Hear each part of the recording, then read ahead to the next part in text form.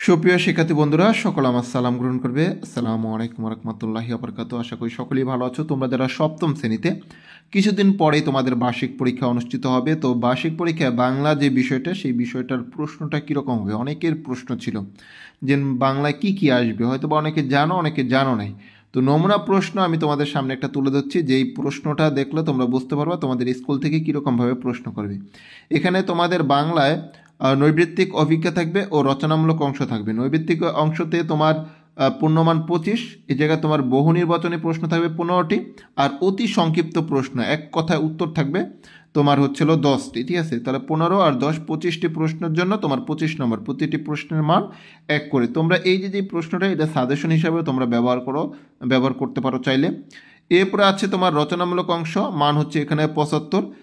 এই 75-এর মধ্যে সংক্ষিপ্ত প্রশ্ন থাকবে, রচনামূলক প্রশ্ন থাকবে দৃশ্যপট নির্ভর এবং দৃশ্যপটবিহীন।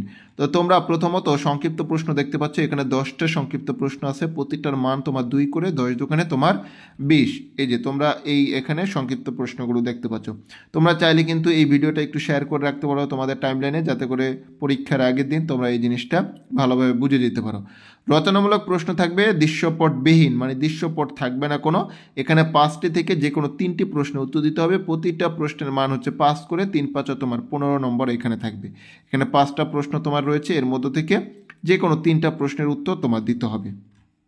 ওকে, তারপরে রচনামূলক অংশ বা রচনামূলক প্রশ্ন হচ্ছে দৃশ্যপট নির্ভর, যেগুলোতে তোমার অনুচ্ছেদ থাকবে এবং তারপরে তোমার প্রশ্নগুলো অ্যান্সার দিতে হবে, যেটা আর কি কিছুটা সৃজনশীলের মতন।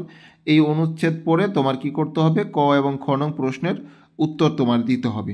তো এই হচ্ছে তোমাদের বাংলা নমুনা প্রশ্ন। এখানে তোমার কি করতে হবে, এই জায়গায় হচ্ছে 60টি প্রশ্ন থেকে 5টি প্রশ্নের উত্তর দিতে হবে। এখানে 60টি প্রশ্ন থাকবে, তার মধ্যে থেকে যে কোনো 5টি প্রশ্নের উত্তর দিতে হবে। প্রতিটা প্রশ্নের মান হচ্ছে 8 করে, 5 8 তোমার 40 নম্বরের এই জায়গায় থাকবে।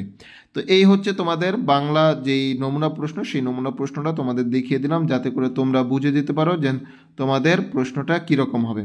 অন্যান্য বিষয়গুলো তোমাদের ধারাবাহিকভাবে এই ইউটিউব চ্যানেলে দেওয়া হবে এবং ফেসবুক পেজে তোমরা পেয়ে যাবে। এই কারণে ইউটিউব চ্যানেলটি সাবস্ক্রাইব করে রাখো এবং পেজটি ফলো করে রাখো।